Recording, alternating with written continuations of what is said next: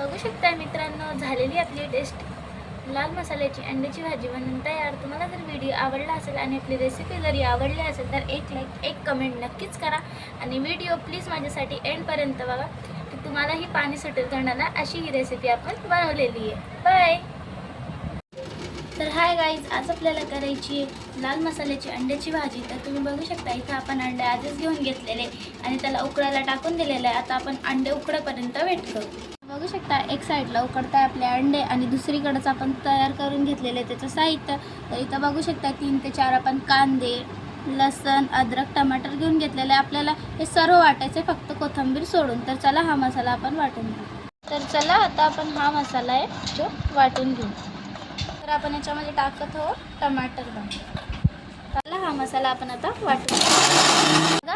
हा मसाला आपण वाटून घेतलेला आहे। शिजून गेलेले आपले अंडे आता आपण याचे काढून घेऊ छिलटे।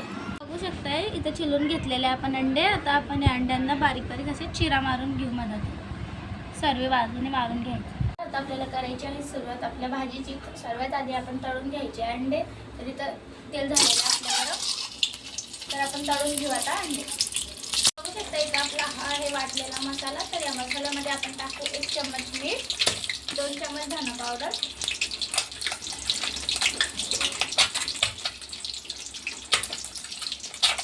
आणि टाकायची त्याच्यात थोडीशी हळदी। तर बघू शकता इथं तळल्या केलेले आपले अंडे। आपल्या अंड्याला बघू शकता छान कलर आलेला एकदम रेड रेड। आता आपण काढून घेऊयाला सर्वात आधी प्लेटमध्ये। चला आता आपण काढून घेऊया ना प्लेटमध्ये, मग करू आपण आपली भाजी। आता आपण करू भाजी। तर इथं झालेलं आहे आपलं तेल गरम, तिथंच आपण अंडे तळलेले आहेत त्याच्यातच आपण भाजी करतोय। तर आता सर्वात आधी आपण टाकू कोळली लाल मिरची आपली। तेलामध्ये आपण लाल मिरची सोडून दिलेली आहे आणि त्याच्यानंतर आपल्याला टाकायचा आपला वाटलेला मसाला।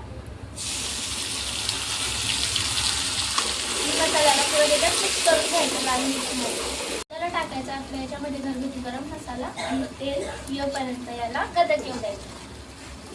शिजून गेलेला आहे आपला इथं मसाला आणि याला छान तेल पण सुटलेलं आहे।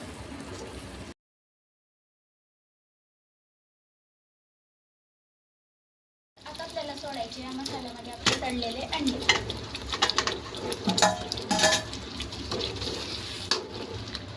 आपण टाकून दिलेले अंडे मसाल्यामध्ये आणि यांना 5 मिनिटं मसाल्यातच शिजू द्यायचं। जे चिरा मारलेला आहे तर त्याच्या मसाला त्याच्यामध्ये घुसून जातो।